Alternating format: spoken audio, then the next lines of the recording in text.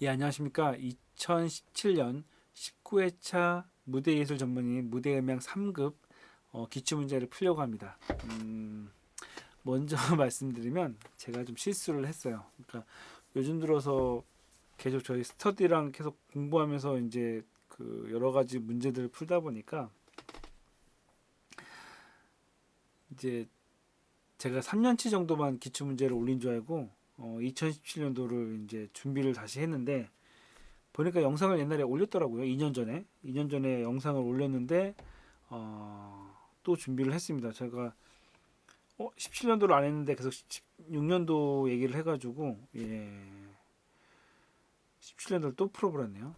어찌됐건 다시 약간 저도 약간 2년 정도 더 공부한 이후에 다시 준비를 했기 때문에 이게 좀 더 낫지 않을까 싶어서 어찌됐건 또 준비도 했고 2017년도 기출 문제를 버전 2로 다시 한다고 생각하시면서 보시면 될 것 같고요. 이거는 뭐 이전 거랑 다시 비교하시면서 하셔도 될 것 같습니다. 어찌됐건 시험 공부하시느라 고생이 많으십니다. 그리고 2016년도 거는 이제 지금 좀 준비하고 있었기 때문에 며칠 뒤에 다시 올리도록 하겠습니다. 2017년도부터 이제 시작을 다시 하면요. 1번. 먼저 말씀을 드릴게요. 저는 그 무대예술 전문인 자격검정위원회의 시험 문제의 의도와 여러 가지 그 방향성에 대해서 존중을 하면서 존중을 하고요. 두 번째로는 저도 이제 정리를 하다 보니까 시험 문제 가끔 가다가 이제 문제가 나온 다음에 정답 가안이 나오고 나중에 확답이 나온 적이 있는데 저게 이제 문제가 사실 저도 여러 개다 보니까 사실은 그 어떤 게 확답인지 사실 약간 헷갈렸던 것들이 있어요. 그래서 약간 혹시라도 저거 중복된 정답이 있는데라고 하시는 분들은 댓글로 달아주시고요. 제가 혹시라도 제가 알고 있는 정답이 혹시라도 실수할 수 있으니까 그런 게 있으면 이제 알려주시면 감사하고요. 세 번째는 어찌됐건 제 입장에서는 무죄 자격증위원회에서 만든 문제와 출제위원회 생각을 존중합니다. 이 얘기는 뭐냐면 제가 이 문제에 대해서 사견이나 이런 것들로 약간 좀 평가할 수도 있지만 어찌됐건 시험 문제를 내셨던 분들이 그때 상황에 맞춰서 그 내셨을 거라고 생각이 되고 저는 지극히 개인적인 의견일 뿐이다라는 것들을 약간 어떻게 보면 밑밥을 약간 까는 겁니다. 예. 기본적으로 저는 그냥 단순하게 보고 저의 개인적인 의견을 얘기할 뿐이고 들으시는 분들은 그거를 이제 판단은 들으시는 분들이 보시고 아 이건 이렇게 했구나라고 하시는 것들은 하셔야 된다고 말씀이신 거죠. 뭐 다른 시험이나 이런 것처럼 막 정답이 딱 있어가지고 정답은 이거야 원리 원칙은 이거야 라는 정도까지는 아니라는 것들을 미리 못 박아두고 시작하도록 하겠습니다. 일단은 1번 문제부터 보고요. 어, 이 시험 문제 같은 경우는 그렇게 할게요. 예. 제가 이제 그 이걸 그대로 보여드리는 건 약간 좀 그 문제를 그냥 그 하는 거니까 제가 자연스럽게 그 기출 문제 관련된 거는 저희 네이버 카페나 이런 데나 좀 돌아보시면은 그 기출 문제 올려놓으신 분들이 많으세요. 그래서 보시고 문제를 보시면서 따로 제가 그 화면에 안 띄우겠습니다. 번호만 띄울게 나중에 찾기 편하게 그렇게 하시면 될 것 같고 들어가겠습니다. 1번 문제입니다. 한 악구에서 자연스럽게 임으로 느리거나 빠르게 연주하는 것을 뜻하는 용어는 무엇일까요? 정답은 3번입니다. 3번인데 제가 이 문제를 약간 분석을 하면서 느낀 것 중에 하나가 먼저 말씀드리면 저희가 그 표준 교재가 있어요. 무대 음향 뭐 전공 소적 공통 소적인데 무대 음향은 이제 1, 2, 3권이 있죠. 예전 같았으면은 사실은 무대 음향 1권에 상급 문제가 나오고 2권이 2급 문제가 나오고 3번이 약간 좀 1급 문제가 나온다 이런 얘기들이 있었는데 1급은 이제 1, 2, 3, 2급은 이제 1, 2 이런 식으로 나온다는 말이 있었는데 최근 트렌드를 봤을 때 일단 무대음향 상급을 봤을 때 무대음향 2 책에서 한 50%는 나오는 것 같아요. 50% 나오고 한 10% 정도가 무대음향 그 3에서 나옵니다. 예. 사실 저희도 이제 제 다른 사람들한테 무대음향 2까지는 읽으라고 하고 무대음향 3는 까지 읽는 거는 읽으면 좋고 안 읽어도 괜찮다라고 이야기를 하는데 사실 이제 3에서도 이제 문제가 나오다 보니까 좀 공부를 하시고 좀 시간적인 여유가 되시는 분은 무대음향 3까지 좀 보시는 걸 추천드려요. 왜냐? 지금 보시는 1번 문제 같은 경우는 무대음향 2에서는 안 나옵니다. 관련된 내용이. 무대음향 3 정도 가면은 이제 관련된 내용이 나와요. 예. 페이지 196페이지 나오는데 이걸 이제 반대로 이제 그 음악에 대해서 약간 샘열인표, 나타낸 말, 뭐 이런 거 있어요. 그러니까 빠르게 말, 뭐 샘열인표, 나타낸 말 같은 뭐 칸타빌레, 뭐 유명한 것도 있죠. 제가 이제 총 몇 개까지 되나 한번 알아봤는데 물론 무대음향 3 책에는 약간 적게 되어 있지만 이제 나무위키나 이런 것들 봤을 때 빠르게 말은 한 70개, 샘열인표는 18개, 나타낸 말은 76개가 있어요. 한 합쳐가지고 170개 정도의 가 있는데 사실 요거에서 이제 정답은 3번이긴 한데 요런 게 나오면 이제 어떻게 풀어야 될까라고 본다면 이제 일단은 전혀 들어보지 않은 뭐 프랑스 말이나 이태리어 같은 뭐 뭐냐 아드리비듐 이런 거 있잖아요. 아드리비듐 뭐 이런 거 있어요. 4번 같은 경우 이런 것들은 왠지 아닌 것 같이 빠져드시고 박자잖아요. 임의로 느리거나 빠르게 연주하니까 템포랑 가깝겠구나. 여기 이제 그런 거 의도지 않았을까 싶어요. 그래서 1번 아니면 3번이겠구나. 제가 그 무대음향 시험을 보면서 본 것 중에 하나가 어떤 거냐면은 정말 이거는 뭐야? 공부한 내용이 전혀 아닌데 이거를 어떻게 풀어? 이거는 이것까지 어떻게 외워라고 하는 문제들의 특징 중에 하나가 좀 쉬워요. 오히려. 그러니까 정답을 보고 보면은 제가 이제 기출 문제를 쫙 저도 이제 여러 가지 분석을 하다 보니까 느껴지는 거는 다 그렇지는 않은데 만약에 찍어야 된다고 한다면 그냥 딱 생각나는 걸 찍으셔야 돼요. 예를 들어서 문제의 답이 있어요. 문제에서 박자, 임무 느리거나 빠르거나 하면 템포구나. 템포니까 일단 2, 4번은 아니다. 보통 특징 중에 하나가 1, 3번처럼 이렇게 어려운 문제들은 정답 비슷한 걸 한 두 가지 정도로 놔요. 그래서 일단 최소한 찍을 확률이 50% 되게 놓는 게 약간 대부분이더라고요. 그래서 그걸 약간 염두에 두셔 푸셨으면 좋겠고요. 어쨌건 정답은 3번입니다. 예. 뭐 1번 같은 경우는 이전 빠르기로, 뭐 2번 같은 경우는 더욱 빠르게, 4번 같은 경우는 그냥 자유롭게라는 뜻이라고 하고요. 3번 같은 경우가 약간 정답입니다. 예, 이거는 이제 사실 저도 이제 문제를 풀었다고 하면 약간 좀 화났을 법하긴 한데, 예. 어찌됐건 책에 있는 내용이니까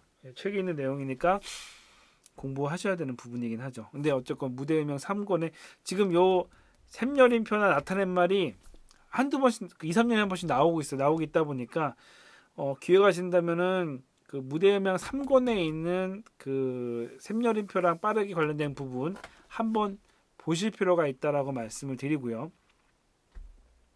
2번 문제입니다. 예. 2번 문제. 2번 문제 같은 경우도 아까 말씀드린 것처럼 요것도 어떻게 보면은 이걸 어떻게 봐? 이걸 보고 악기가 무슨 악기인지 내가 어떻게 다 외워? 라고 하실 수가 있죠. 예, 물론 있는데 아까 1번에서 이야기한 것처럼 지금 같은 경우도 딱 보면 정답 두 개 중에 하나입니다. 뭐냐? 일단은 그 그림을 보시게 되면 낮은 음자리표예요. 예. 높은 음자리표가 아닙니다. 기본적으로 음향을 하시는 분들은 악보를 살짝 볼 줄 아셔야 돼요. 이게 낮은 음자리표랑 높은 음자리표까지 구분 못할 정도가 되면 안 돼요. 여러분이 뭐 화성학까지 배우면 좋긴 하겠지만 화성학까지는 아니더라도 높은 음자리표랑 낮은 음자리표는 구분하실 줄 알아셔야 됩니다. 낮은 음자리표이기 때문에 저역대의 악기구나라는 것들은 이제 확인이 되는 거죠. 그러다 보면은 1번과 2번은 아닌 거죠. 바이올린과 비올라는 약간 고음역대, 약간 고음역보다 살짝 낮은 악기 이러다 보니까 여러분들 이제 어려운 문제 나온다 하더라도 최소한 악기 종류는 알고 계셔야 돼요. 바이올린이 뭔지 이 추후에도 이제 자주 나오는 문제 중에 하나인데 9악기 국악기에 기본적으로 뭐 아쟁, 해금, 뭐 검은고, 가야금이 어떤 정도의 소리를 내는지 정도는 알고 계셔야 돼요. 그리고 가끔 가다가 비올라도 모르시는 분들이 가끔 계시는데, 비올라는 바이올린이랑 비슷하게 생긴 약간 바이올린보다 저음역대긴 하지만 그렇다고 완전 저음역대가 아니라 약간 알토 정도 느낌이 나는 악기라고 생각하시면 돼요. 그래서 그런 악기들의 종류가 있고, 이건 고음 악기고 이건 저음 악기고 이거는 뭐 전대역 악기고 이런 거 정도는 기본적으로는 알고 계셔야 됩니다. 어찌됐건 낮은 음자리표기 때문에 이건 저음역대다라고 생각을 하시게 되면 1번과 2번은 아닌 거죠. 그러면 저희 선택은 3번과 4번, 첼로 아니면 더블 베이스다. 그 제가 더블 베이스랑 첼로 두 개의 표를 봤는데 약간 헷갈릴 뻔해요. 근데 이제 정답으로 따지면 3번 첼로가 맞습니다. 뭐 여기서 사실 저라고 하더라도 3번과 4번 내지 둘 중에 하나를 찍었을 것 같아요. 제가 만약에 이때 지금 이제 이 시험을 보러 간다 치더라도 이거 어떻게 다 외워요? 라고 하지만 이제 어쩔 수 없죠. 시험 운명이다 보니까 외우긴 외우셔야 되고 좀 보긴 보셔야 되는데, 어찌됐건 최소한 편법이니까 약간 좀 팁을 드린다고 하면은 정답을 찾아가는 것도 있지만 정답 아닌 거를 빼고 그 중에서 최소한 맞추려고 하셨으면 어찌됐건 확률상 1번, 2번에서 두 개 중에 한 개는 맞히셨지 않았을까 생각은 듭니다. 3번 같은 경우는 경음악, 약 2번이죠. 경음악. 발라드는 약간 좀 부드러운 시적인 거고, 뉴에이지는 약간 신비로운 것, 막 약간 좀 뭐 정신 세계에 약간 관련된 것 같은 그런 느낌이죠. 경쾌한 것까지는 아니에요. 물론 경쾌한 것도 있을 수 있겠지만 약간 삐리리리 뭐 이런 약간 좀 약간 사람 몽호하게 만드는 약간 그런 스타일의 음악이고요.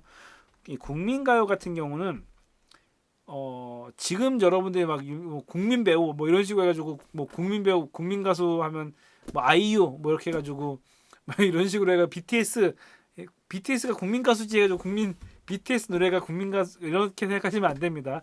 여기서 나오는 국민 가요는 약간 진짜 전 세대 전 대역에 있는 사람들이 다 알고 있는 노래, 약간 진취적인 노래, 약간 그런 개념이라 모든 사람이 알아가지고 모든 세대가 다 듣고 할 수 있는 그 정도의, 뭐 BTS는 약간 좀 뭐냐 60대 이상의 분들이 좋아하진 않잖아요. BTS 무시 아니에요.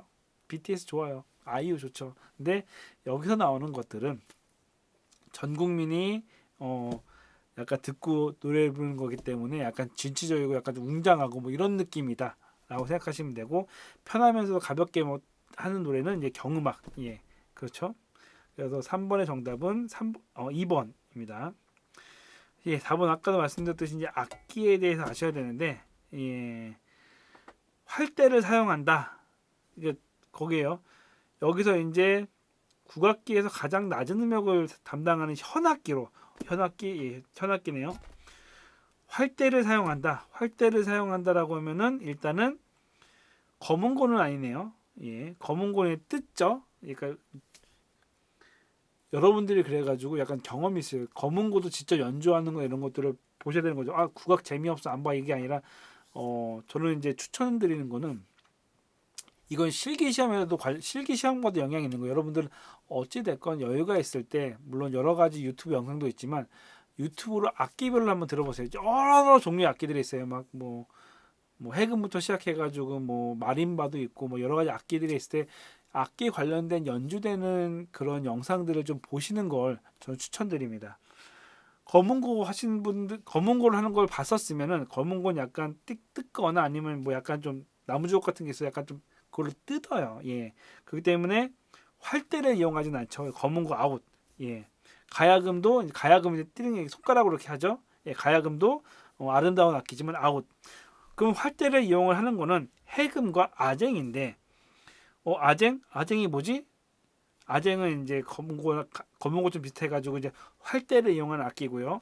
해금도 이제 활대 해가지고 하는 건데, 그 해금은 옛날에 별명이 깽깽이라고 해서 소리가 약간 곰띵하나, 해금 소리는 약간 좀 귀신 나오죠. 잉 되게 구슬픈 소리, 약간 고음에 가깝습니다. 울부짖는 소리, 우는 소리처럼 잉 하면서 약간 좀 하는 소리입니다.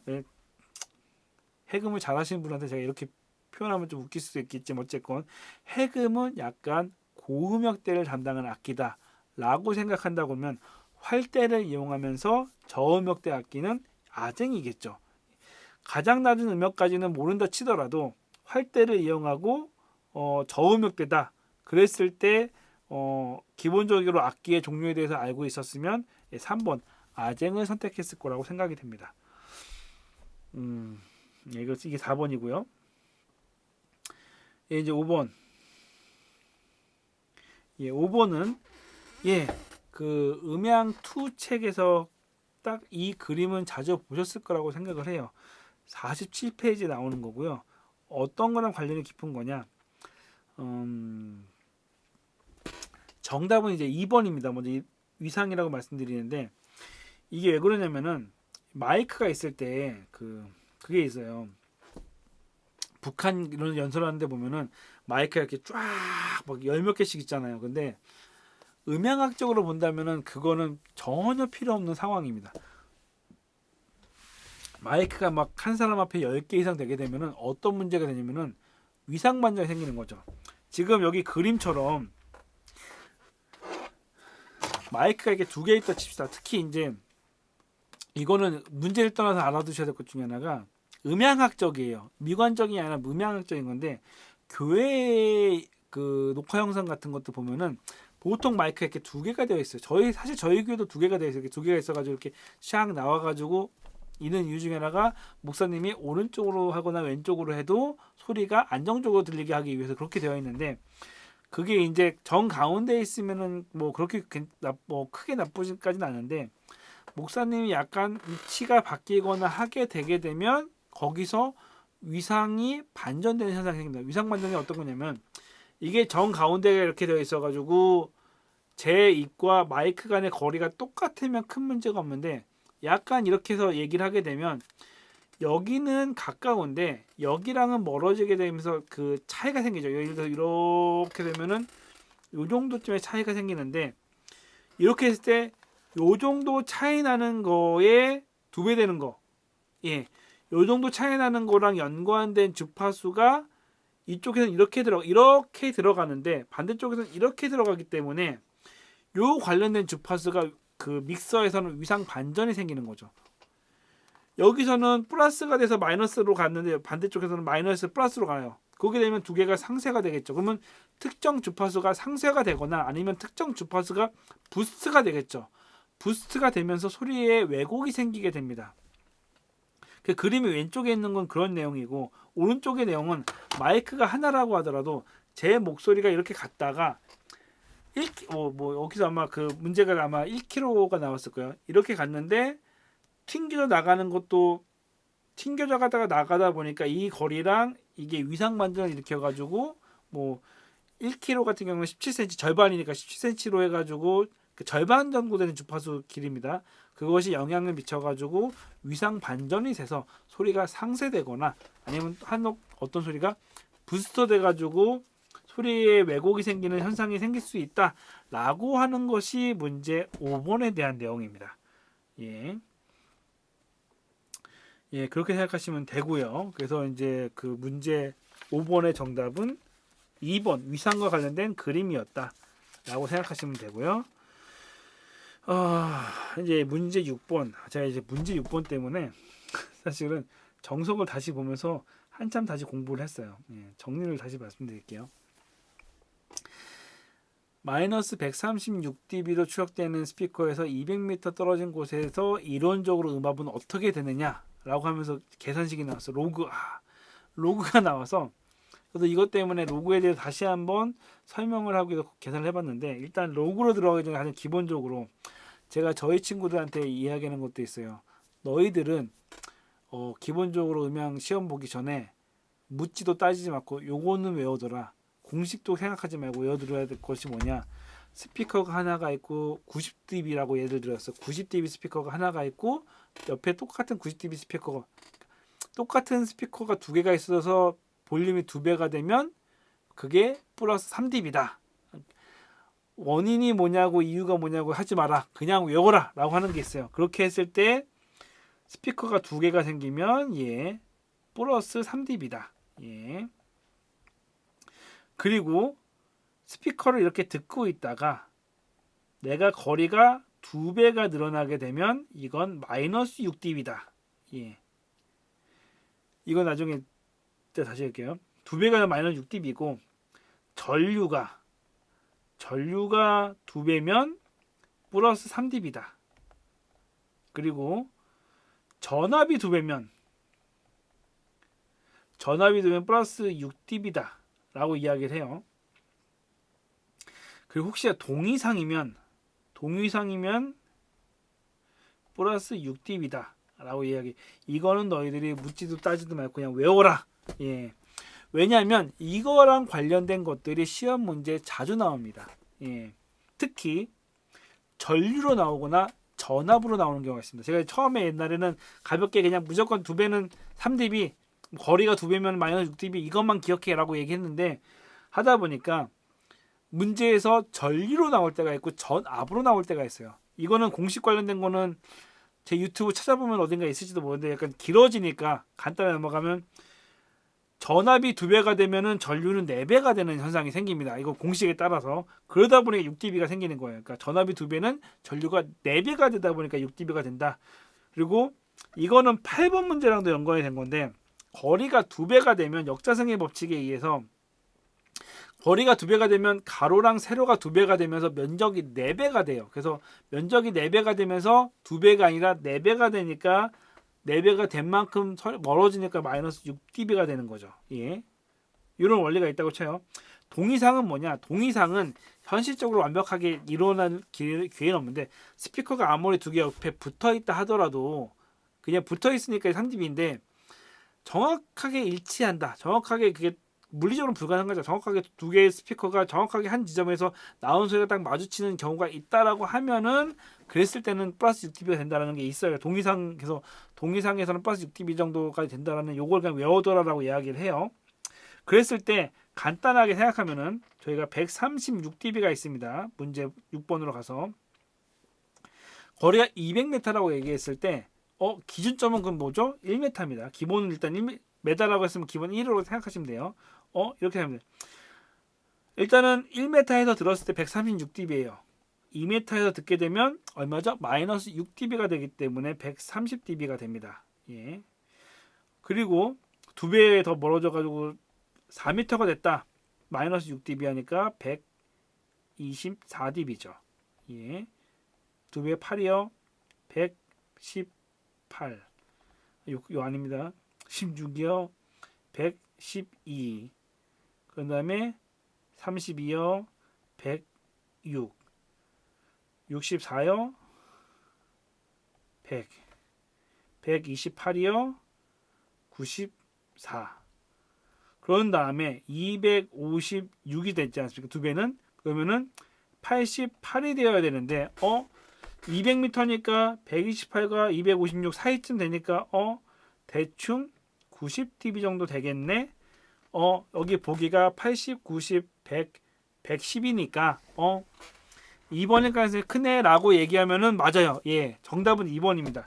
요렇게 푸셔도 돼요. 약간 좀 원시적인 방법으로 요렇게 푸시면 되는데 만약에 말이에요. 만약에 보기가 88, 89, 90, 91 이런 약간 양아치적인 보기가 나왔다면 그러면 그건 어떻게 풀죠? 그게 아니라 예를 들어서 너무 단위가 88, 90, 92, 94 이렇게 나왔다. 그러면 헷갈리기 시작하죠. 이렇게 되면은 이렇게 되는데 아씨 뭐지? 88은 아닌 것 같고 90인가? 92인가? 이렇게 고민이 될 법하죠. 그랬을 때 이제 그러면 정상적으로 계산하는 방법은 어떤가? 그러면 여러분들이 싫어하는 이제 로그를 쓰면 됩니다. 예. 로그를 쓰면 되는데 이것 때문에 제가 사실 수학책을 다시 보면서 공부했는데 로그 계산 방식까지 들어가게 되면 너무 복잡하니까 로그 계산하는 건 여러분이 수학 정석을 보고 배우시고 공식만 알려드릴게요. 마이너스 20 로그 로그 할게. 로그 그런 다음에 거리 그런 다음에 10 로그 소리 배율 두 가지 공식을 알려드릴게요. 뭐냐면은 마이너스 20 로그 거리는 거리에 따른 그 뭐지? 거리에 따라 소리의 볼륨이 얼마만큼 줄어드냐라고 한다고 하면은 이 공식을 쓰면 되고요. 소리가 크기에 따른 공식을 하게 되면 이렇게 하시면 돼요. 예를 들어 소리가 4배다. 4배 컸을 뭐냐? 이거는 제가 복잡해지니까 또 그냥 이것만 할게요. 그 거리가 멀어지는 거에 따라서 공식을 한다면은 이렇게 생각하시면 마이너스 20 로그 거리라고 생각하시면 돼요. 그래서 마이너스 20 로그 거리인데 곱해야죠. 로그 200이잖아요. 로그 200이 여기 친절하게 2.3이라고 적혀 있어요. 라고 했을 때 마이너스 20 곱하기 2.3은 마이너스 46이 되겠죠. 여기 마이너스 46을 136 dB 빼기 마이너스 46 하면은 90이 되겠죠. 이렇게 계산하면 딱 맞아떨어지겠죠. 이건 그냥 외우세요. 소리가 10배씩 배로 들어갈 때는 10인데 그 거리로 했을 때 마이너스 20이 되는 거는 이제 아무래도 역자성 마이너스 6dB니까 뭐 이런 것들이 있는데 이렇게까지 가게 되면 좀 복잡해지니까 이 공식만 외우시면 될 것 같아요. 그래서 아마 그 로그 계산식이 나오게 되면 6번처럼 예시가 나올 거예요. 로그 200이었을 때는 최소한 로그 계산을 하시던가 아니면은 여기서 힌트를 어쨌건 줄 거예요. 뭐 2.3이 됐거나 아니면 뭐 했을 때는 뭐라는 다음에 이런 비슷한 문제가 나오게 된다고 했을 때는 로그 했을 때 어떤 예시가 나왔을 때 공식은 마이너스 20 로그 거리가 얼마냐 라는 것들을 대입하신다면은 얼마만큼 소리가 떨어지느냐는 계산이 되실 거예요. 그래서 아까 말씀드린 것처럼 아마추어 방식으로 가던가 아니면 이 공식대로 계산하시던가 그거는 이제 선택을 하시면 된다라고 말씀을 드리고 싶고요.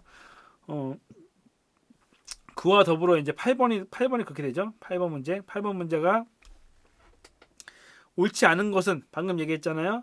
거리가 2배 멀어지면 마이너스 6dB씩 감소된다. 그리고 자유음장의 음의 세기는 떨어진 거리의 역제곱이니까 역자성의 법칙이죠. 역제곱에 비해 비례한다. 역제곱에 따라 간다라는 거고요. 보시면 이제 구형이죠. 음파는 구형의 형태로 전달되므로 음원이 멀어질수록 일정 비율 음압이 감소한다. 1, 2, 4번이 맞고요. 3번이죠. 그 공기 흐름의 영향에 따라서 저주파랑 고주파랑 차이는 여기에 공식에는 허용되지 않습니다. 그러다 보니까 8번의 정답은 3번이 됩니다. 다시 이제 7번으로 넘어갔어요. 다시 백을 해서 어쨌건 6번과 8번 약간 이어지다 보니까 같이 설명을 한 거고요. 7번 다음 중 가청 한계에 대한 건 가청 한계는 사람이 들을 수 있는 한계치라고 생각하시면 돼요. 책에 있는 내용이고요. 1번 인간이 자각할 수 있는 가장 낮은 음압은 0부터 시작합니다. 0부터 시작해서 이거를 이제 흔히 SPL이라고 얘기해요. SPL 기준점 그 dB라는 거는 상대적인 거예요. 얘가 얘보다 2배 세다. 기준점이 몇인지 모르는 거죠. 그냥 3dB 세다라고 하는 거는 이 기준점보다 세다. 이 기준점이 예를 들어서 80이다 그러면 2배는 83이 되는 거고 이 기준점이 70이다 그러면 2배는 73이 되는 것 뿐이에요. dB는 기본적으로 비율 비교되는 대상에 따른 내가 몇 배 정도 소리가 더 크다라는 것이 이제 dB인데 그거 말고 사람의 기준점을 해가지고 저희가 뭐 소음 측정할 때라고 쓰는 거에 쓰는 기준점이 0, 그러니까 한마디로 사람이 들을 수 있는 가장 낮은 거를 0으로 두고 그 다음부터 올라가는 거를 이제 따로 저희가 표시할 때 SPL이라고 이야기를 해요. 그래서 SPL로 약간 하면은 여기 SPL 써 있죠. 0 dB SPL이 없으면은 이 기준점이 약간 좀 모호해집니다. 그래서 여기서는 꼭 SPL을 쓰셔야 돼요. 그래서 1번 같은 경우에 0 dB SPL이 최소 가청 가청 낮은 한계라고 한다. 1번 맞고요. 음이 파동이 있어서 사람이 듣고 소리라고 느낄 정도. 그게 이제 1번 같은 내용이죠. 같은 내용이지 이게 음이라고 한다. 맞는 내용이고요. 3번 소리가 너무 커서 귀의 통증에 유발 느끼거나 기능을 파괴한다면 소리라고 할 수 없다. 예, 맞는 얘기죠. 예. 그 기준점이 어디냐라고 한다면은 음향업계에서는 120dB라고 얘기하긴 하고요. 예. 산업계에서는 134dB라고 이야기합니다. 예. 그래서 120dB 정도 되게 되면은 그거는 음향업계에서 120dB 되는 거는 이제 이거는 더 이상의 소리가 아니다라고 얘기하고 산업계에서는 이제 산업 공장이다 보니까 좀 더 큰 소리가 있다 보니까 산업계에서의 최고 소리는 134dB라고 이야기를 합니다. 그래서 보니까 맨그 4번 문제에서 사람의 고막이 파열될 수 있다는 저 지점 100dB라고 이야기하는 건 틀린 거죠. 예. 최소한 120dB라고 이야기했거나 산업계에서는 134dB다라고 하면은 맞는 얘기인데 100dB라고 했기 때문에 틀린 겁니다. 그래가지고 이게 어떤 거냐면은 약간 다른 얘기일 수 있는데 그 나이트클럽에 약간 콘서트장 가면은 사람이 막 흥분하잖아요. 그 이유 중에 하나가 뭐냐면 사람이 약간 좀 긴장하고 이렇게 뛰는 소리가 110dB, 110dB, 120dB 정도 되면은 사람이 그 흥분을 해요. 그러니까 심장이 약간 공명한다고 하는 것처럼 사람이 흥분하기 때문에 예를 들어서 그냥 가만히 있는데 심장이 같이 뛰면서 심장이 같이 막 뛰면서 뭐 약간 같이 흥분해지가 그러니까 내가 흥분하려고 흥분하는 게 아니라 그 소리 때문에 흥분하는 거죠. 그래서 약간 콘서트장에 약간 그 소리를 약간 좀 못 잊는 분들이 계세요. 그런 분들은 이제 그 소리로 인해서 약간 아드레날린이 나는 경험이 좋았던 거죠. 뭐 마약까지는 아니고 뭐 약간 좀 그게 사람을 기분 좋게 하고 흥분하게 하다 보니까 그러다 보니까 이제 콘서트장에서는 굉장히 센 음압을 해서 사람들을 좀 흥분시키는 효과들이 있습니다. 9번 문제. 예. 이거는 저희가 스터디 그룹인데 오늘 스터디 그룹에 했던 내용이네요. 예. 예, 이거는 이제 여기 네 가지의 그 약간 효과 같은 경우는 다 외우셔야 됩니다. 다음에는 하스 효과가 시험 문제 나올 수가 있고 그 다음에는 칵테일 파티 효과가 시험 문제가 나고 마스킹 효과가 시험 문제가 날 수가 있기 때문에 다 아셔야 돼요. 일단은 정답은 2번입니다. 양이 효과입니다. 소리가 왔을 때 제가 이제 상지고 머리가 크니까 말씀드리면 여러분이 눈을 감고 방 안에 불을 끈 상태에서 아무데나 소리가 나면은 여러분은 본능적으로 그 소리가 왼쪽에서 왔다, 오른쪽에서 왔다, 뒤로 왔다 이런 것들을 느끼지 않습니까? 어떻게 느낍니까? 방법은 소리가 진동이 왔을 때 소리가 진동이 뭐 쨍그랑 소리가 났다고 하면은 이 소리가 가장 먼저 오는 게 이거고 여기서 이 반대편은 이제 회전을 하거나 이렇게 해가지고 반사를 하거나 해가지고 돌아가는 거죠. 본능적으로 왼쪽과 오른쪽에 들려오는 소리의 시간차를 본능적으로 아는 거죠. 어렸을 때부터 깨달았으니까. 그래서 양쪽 귀의 위치가 틀리다 보니까 그 소리가 들어올 빨리 오고 늦게 오는 걸로 그 방향을 아는 거죠. 그게 정답이 2번인 거죠. 눈도 똑같습니다. 눈도 예를 들어서 이렇게 한쪽을 가리고 있으면 예를 들어서 이거 이제 그 배웠잖아요. 손가락을 이렇게 했을 때는 그냥 되는데 눈을 가리고 손가락을 하게 되면 안 맞아지는 거죠. 왜냐하면 그 앞뒤 구분이 안 되니까. 똑같습니다. 소리도 양쪽이 그 위치가 틀리기 때문에 소리가 들려오는 방향과 소리의 세기와 그 시간차로 소리의 그 방향 같은 것들을 아는 효과를 양이 효과, 양쪽 귀 이 효과라고 한다라고 했기 때문에 2번이고요. 3번 마스킹 효과는 소리가 목적음이 있고 방해음이 있다. 내가 이 소리를 내고 있는 옆에서 누가 큰 소리를 떠든다라고 했을 때 큰 소리가 저음이면 저음일수록 이 소리를 쉽게 잡아먹는다. 쉽게 마스킹을 한다. 가려버린다. 라는 거고요. 이 소리가 저음인데 얇은 소리, 이게 콘트라베이스인데 얇은 소리로 해가지고 이 소리를 가리려고 하면 안 가려진다. 뭐 이런 원리들이 있습니다. 그래서 소리를 가리는 효과, 저음이 고음을 가리는 게 쉽다. 뭐 이렇게 얘기했을 때 그게 마스킹 효과고요. 칵테일 파티 효과는 막 파티장에 여러 소리가 들리지만 그 중에 내가 원하는 소리만 들을 수 있다. 막 여러 사람이 있지만 내가 사랑하는 사람의 소리만 딱 들릴 때 그런 것들이 칵테일 파티 효과라고 합니다. 하스 효과는 밑에 10번이랑 같이 갈게요. 이제 9번이랑 이제 10번이랑 9번 10번 하스 효과는 보기 맞아요. 선행음 효과 같은 거 선행음 효과고 음상과 관련된 거예요. 예. 사람이 이렇게 했을 때 그 공연장 같은 경우에 스피커가 두 개가 있거나 이렇게 했을 때 어쨌건 소리에 맞춰서 제가 소리가 왼쪽에 있는 스피커랑 오른쪽에 있는 스피커랑 정 가운데에 있다라고 하면 정위상이 되면서 소리가 모아지게 되면 내가 소리를 가운데 듣는다고 생각을 합니다. 그런데 한쪽에 있는 스피커가 약간 커지거나 그러면 소리가 음상이죠. 소리가 들리는 게 이동을 하는 거죠.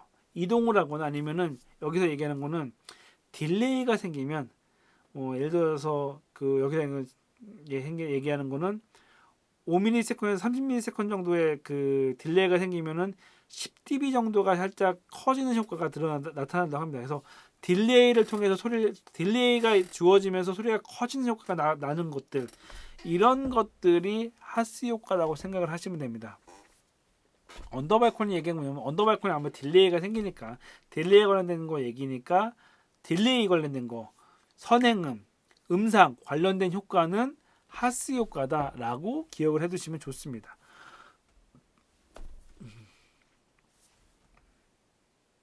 예, 11번으로 가겠습니다.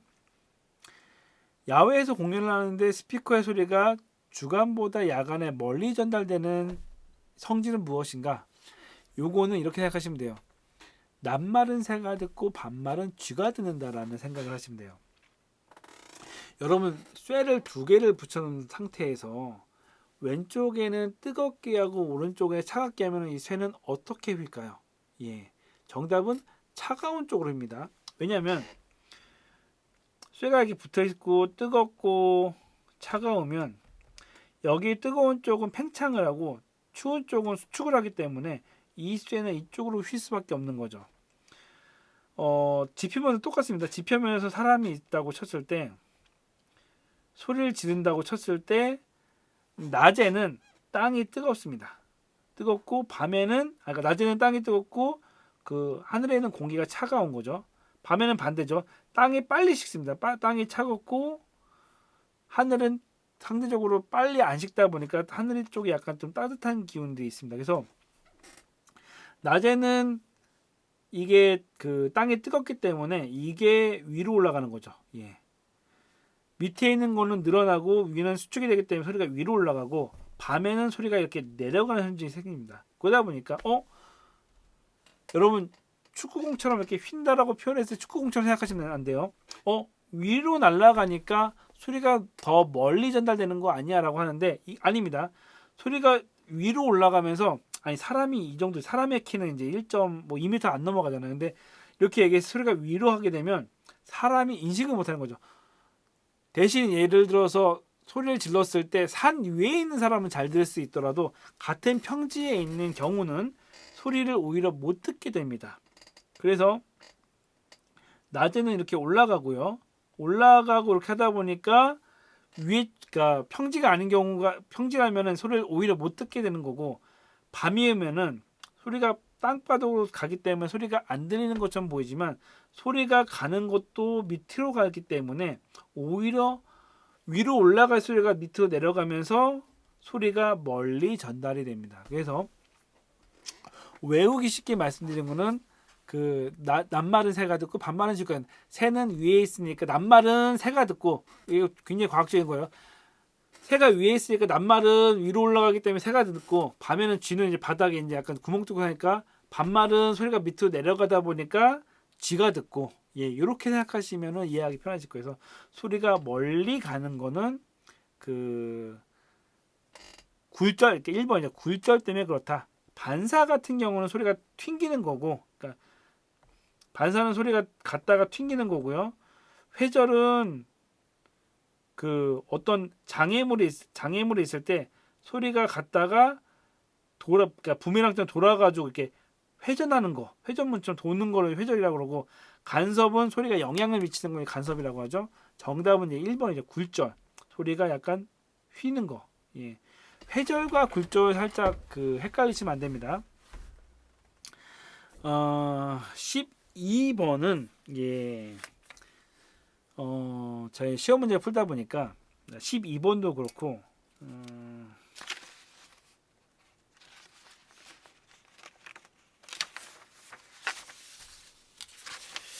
예, 27번도 그렇고 약간 그림 같은 게 있고 약간 저희 뭐 그 의사분들 해부학할 때 막 다 외우는 것처럼 그림에 약간 용어들이 나오는 거였어요. 그러니까 여기 귀도 이제 뭐 이소골 이렇게 나오는 게 있으면 특히 귀 관련된 거는 요거는 좀 나중에 외워두시기를 추천합니다. 시험 문제로 저번에 이렇게 예전에 이 다음 시험 문제에서는 예를 들어 이 글자들 약간 가리고 나왔어요. 그래서 요 부위는 뭐라고 하는가 이런 게 나오기도 했습니다. 그래서 12번 문제 같은 경우는 2, 3년에 한 번씩 나오는 문제니까 이런 거 특히 이제 귀 관련된 것들은 좀 외워두시는 걸 추천드리고요. 예. 여기서는 이제 그 각 기능의 그러니까 각 부위의 기능까지 나왔습니다. 기능까지 나왔다 보니까 공부하실 때 한 번 더 해서 이름이랑 기능까지는 예, 이거 외워두시기 바라고요. 예. 외우는 거네요. 예. 그래서 이제 페이지 무대음향 2의 페이지 60페이지 나면 답 나와 있습니다. 고막은 이제 소리를 진동으로 바꿔주는 거고요. 이 귓바퀴는 소리를 이제 모아주는 역할을 귓바퀴 소리를 모아서 집어넣는 역할을 하고요. 웨이도는 이제 소리가 들어가는 통로 역할을 하고 이제 와우각이 이제 그 고막을 통해 들어온 진동을 청신경을 통해 가지고 이제 소리로 지각하게 하는 게 이제 와우각이라고 합니다. 네. 귀 관련돼서 말씀드리면 제가 한 가지 더 말씀드리면 그래서 제가 이제 저희 음향하는 애들한테는 그 이어폰을 사실 쓰지 말라고 그래요. 왜냐면 이어폰을 쓰게 되면 이게 소리가 귓바퀴를 통해서 소리가 약간 좀 모아지면서 약간 좀 소리가 좀 정리되고 들어가야 되는데 사실 이어폰은 웨이도 중간에 사실은 그 스피커로 꽂아버리는 거잖아요. 그러다 보니까 소리가 고막으로 다이렉트로 가는 거죠. 물론 그렇기 때문에 소리를 좀 더 민감하게 들을 수 있는 것도 있지만 반대로 따지면 너무 센 소리가 귀에 다이렉트로 박히다 보니까 고막을 쉽게 상하게 합니다. 귀는 다른 피부랑 틀려서 재생이 안 되는 거다 보니까 여러분들이 음향을 하다가 20대까지 괜찮아요. 20대까지는 별로 큰 문제가 없는데 여러분이 30대쯤 되면 사실 음향적으로 사실은 왕성하게 활동을 하거나 굉장히 가장 최고의 정점에서 활동을 해야 될 때가 30대 중후반인데 30대 중후반이 돼서 귀가 안 들리기 시작하는 거죠. 20대까지는 괜찮아요. 그래서 20대까지는 워낙 귀가 좋기 때문에 조금 나빠져도 별로 인식을 못 하는데 30 넘어가면 저도 지금 사실 이제 40 넘어가면서 예전에 비해서는 지금 뭐 제가 책정을 하면은 웬만한 지금 나이대가 30대 초반 정도 나오는 것 같아요. 제 귀 상태가. 근데 예전보다는 떨어지는 걸 느끼는데 여러분이 계속 이어폰을 쓰게 되면 그 시간이 단축이 빨리 되는 거죠. 그래서 여러분이 예를 들어서 30대 중반에 여러 가지 캐리어랑 이런 거 쌓아가지고 음향 오퍼레이터의 수준이 다 됐는데 소리가 안 들리기 시작해. 고음 악기가 잘 안 들려. 그렇게 되면 사실은 여러분들이 더 성장할 수 있는 것들을 놓치게 되는 거죠. 어차피 여러분들이 50이 넘기 시작하면 오퍼레이터 하기가 굉장히 힘들어져요. 소리 듣는 게 약간 어려워져서. 그렇기 때문에 엔지니어 입장에서는 귀가 생명이기 때문에 그래서 뭐 그런 거 있잖아요. 요리사들도 이제 그 1급 요리사들은 담배도 안 피고 술도 안 먹고 이런 것들처럼 여러분 또한 음향을 하시는 얼마 술 마시는 사람에게는 술이 굉장히 좋은 거죠. 근데 안 마시는 이유는 좀 더 내 미각을 최대한 잘 보존해서 훌륭한 요리사가 되는 것처럼 음향하는 사람도 이어폰 쓰면 좋죠. 좋은 음악 들으면 좋은데 미래를 위해서 귀를 좀 더 아껴주는 것을 추천드립니다. 예. 예, 13번은 이제 이것도 이제 무대음향 3회 나왔어요. 3회 나오면은 그 페이지 88페이지 보면은 스컬치 같은 게 그냥 간단하게 그냥 무선 마이크의 노이즈 게이트라고 생각하시면 돼요. 불필요한 그 신호를 제거하는 역할을 하는데 뭐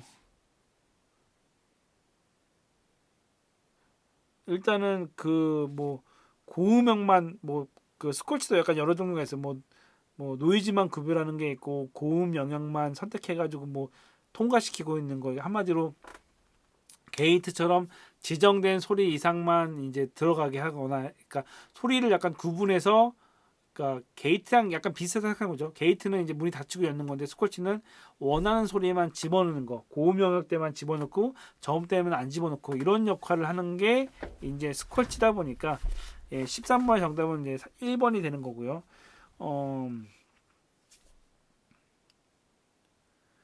일단 이제 13번도 약간 헷갈리다 싶으면 여기 항상 이야기했듯이 이런 게요. 안테나랑 입력 감도는 사실은 음향 공부 좀 하셨던 분들은 당연히 13번 문제랑 상관이 없는 게 보이죠. 2번과 4번 아닌 거죠.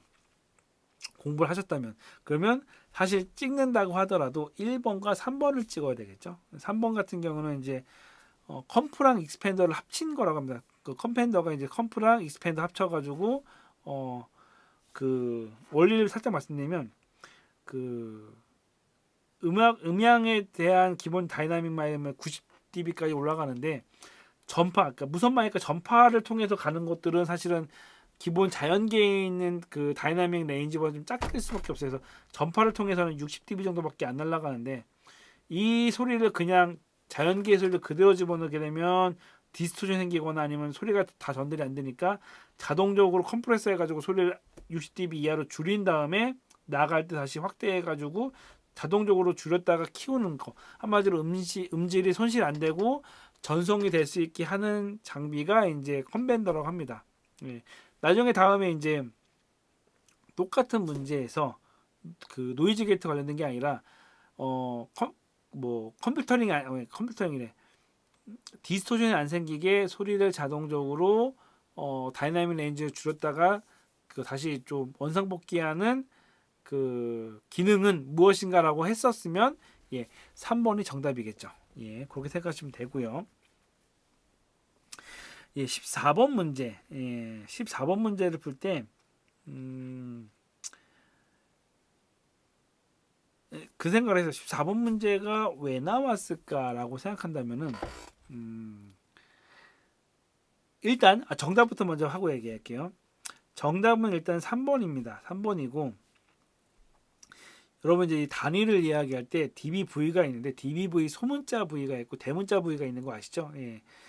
DBV 소문자랑 DBM이랑 DBU랑은 같다라고 생각을 하시면 됩니다. 그래서 DBU가 0.775면 DB 소문자 V도 0.775V, DBM도 0.775V가 맞습니다. 이렇게 생각을 하시면 되기 때문에 1, 2번은 맞은 거고요.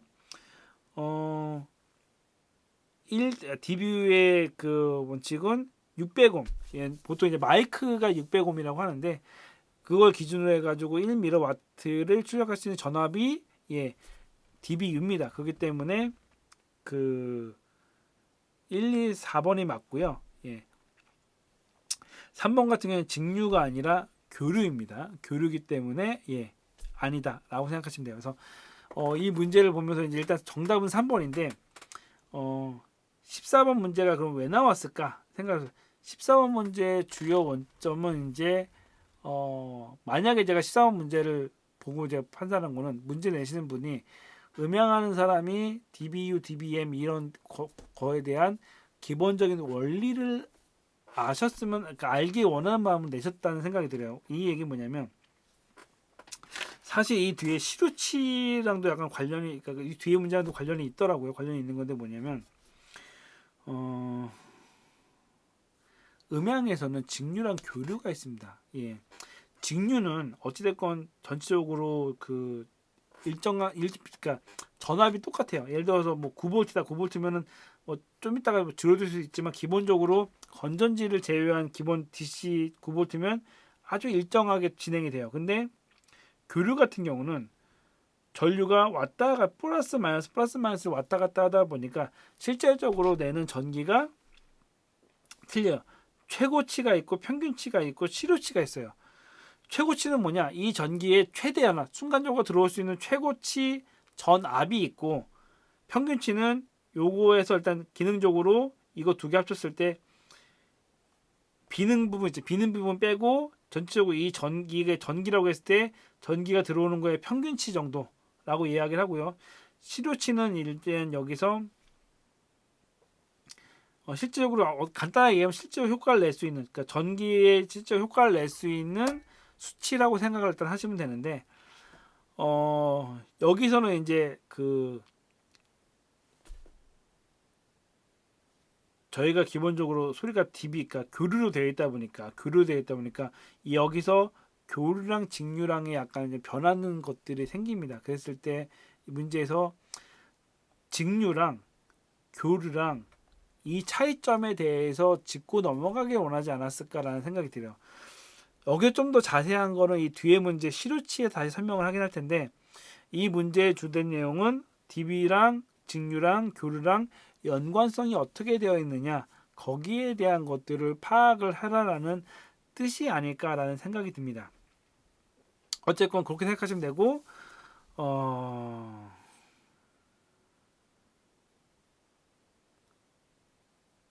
또 하나가 뭐냐면은, 예,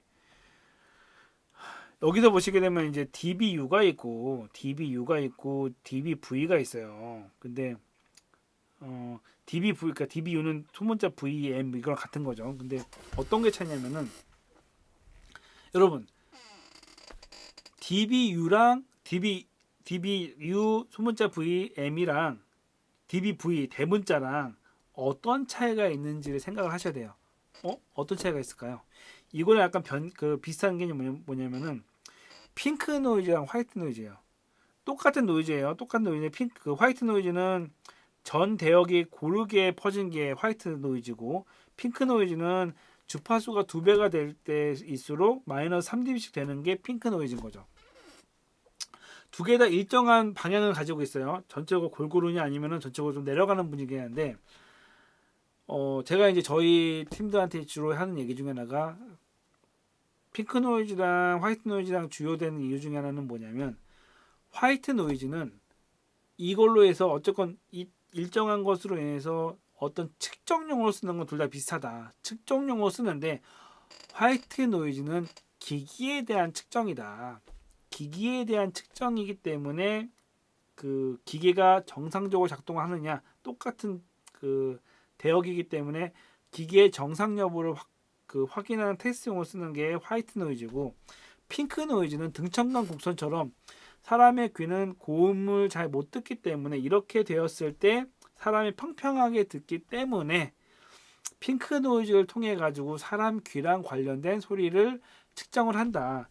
요 관련된 게 나중에 시험 문제 보면 DBA 나오는 거, DBA 나오고 뭐 A 가중치 나오고 웨이팅 나오고 막 웨이팅이 아니라 웨이트 관련된 나오고 해가지고 DBA 막 그 데시벨이에요. 데시벨. DBA, BC 나오는 것들이 이거랑 연관이 돼요. 저도 이제 문제를 풀다 보니까 뭐 연도별로 하는 것들이 그게 띄엄띄엄이 떨어진 게 아니라 각 문제들이 약간 연관이 되고, 요 문제를 약간 다른 관점으로 하게 되면 이렇게 문제가 나오고, 이런 식으로 되다 보니까 어쨌건 이런 게 있어요. 똑같이 이제 다시 돌아가서 DBU가 있고 DBV가 있을 때, DBU는 V부터 할게요. DBV는 전압을 비교할 때 수치로 씁니다. 기본적으로 이제 1볼트로 해가지고 하는 거기 때문에 전압을 기준으로 그 장비를 체크하거나 뭐 어떤 그 기준점을 잡았을 때 쓰는 게 DBV고요. DBU는 이게 600옴 해가지고 나오는 거죠. 600옴으로 해가지고 마이크 해가지고, 이거는 사람 귀랑 연결됐다고 생각하시면 돼요. 그러니까 이 자세히까지는 한번 공부를 해보시고, 크게 생각하다 보면 DBV 관점은 기기에 대한 관점이고, DBU는 사람 들리는 귀에 관점돼서 그 수치를 한 거죠. 그러다 보니까 DBV로 분석이 되는 소리들이, 그 볼륨들이 있고, DBU로 분석되는 것들이 있다는 거죠. 그래서 기기의 관점으로 그 체크를 할 거냐, 사람의 귀의 관점으로 체크할 거냐, 그렇기 때문에 DBU랑 DBV랑 갈린다라고 생각을 하셔야 돼요. 그래서 그 14번 문제 같은 경우에 이 문제가 왜 나왔느냐라고 한다면은, DBV랑 DBU랑 차이점에 대해서 한번 짚고 넘어가라, 풀면서. 그리고 아니면 이 두 개가 차이점에 대해서 너는 알고 있느냐, 그 관점으로 문제가 나왔을 가능성이 크다. 그렇기 때문에 여러분들이 그냥 이거 단순히 외워야 돼 라고 가지 마시고, 이게 어떤 관점이 있고, 이게 왜 DBU, VM이 그 사람 귀에 관련된, 사람 듣는 소리에 관련된 그 기준이냐, 아니면 귀가 관련된 기준이냐, 여기까지 가셔야 된다는 거죠. 이걸 알아야지 다음에 문제가 나왔을 때, 이 문제가 나온 거는 그거랑 관련돼서 문제가 나올 수가 있구나라고 예측하는 거랑, 단순하게 야, DBU는 0.77호야 라고 그냥 단순하게 외우는 거랑은 틀리다는 거죠. 어쨌건 제 이야기를 들으셨으면 예, 관련된 페이지에서 한번 이게 지금 페이지가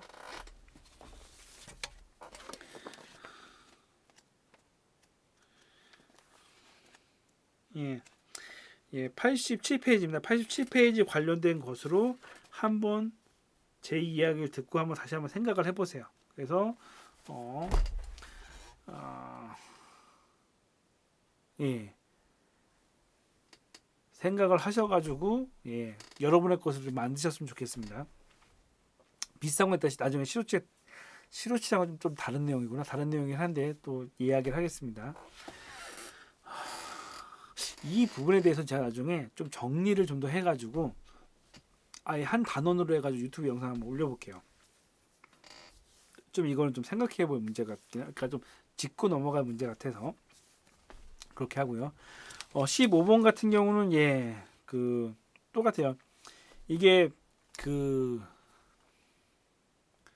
DBA, DBC, 핑크 노이즈, 화이트 노이즈, 등청강 곡선 이게 이어집니다. 같은 내용이에요. 같이 관련된 거예요. DBC랑 화이트 노이즈 이거는 이제 기계 측정하는 거. 예.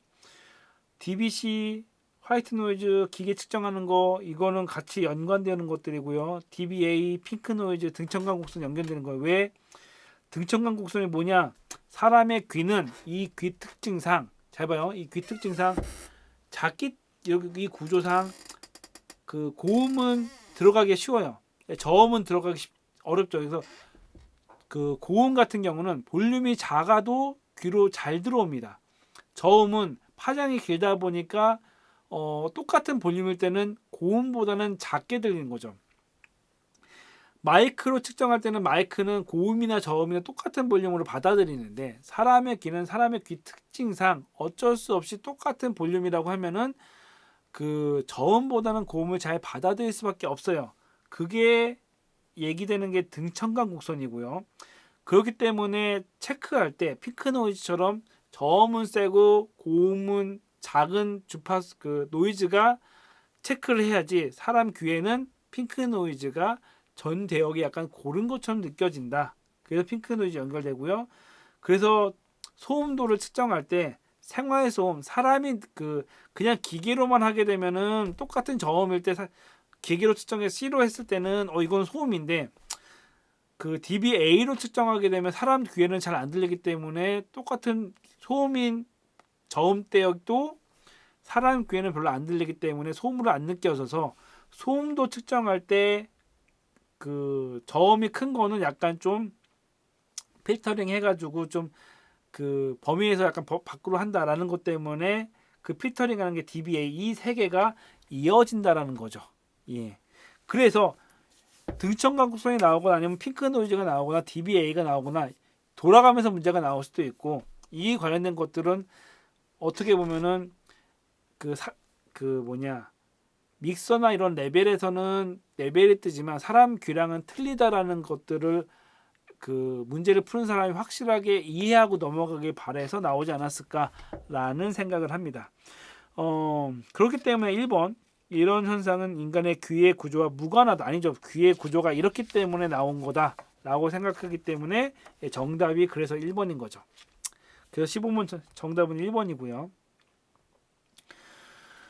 예, 16번 같은 경우는 이건 그냥 여러분이 그 계산하면 됩니다. 예.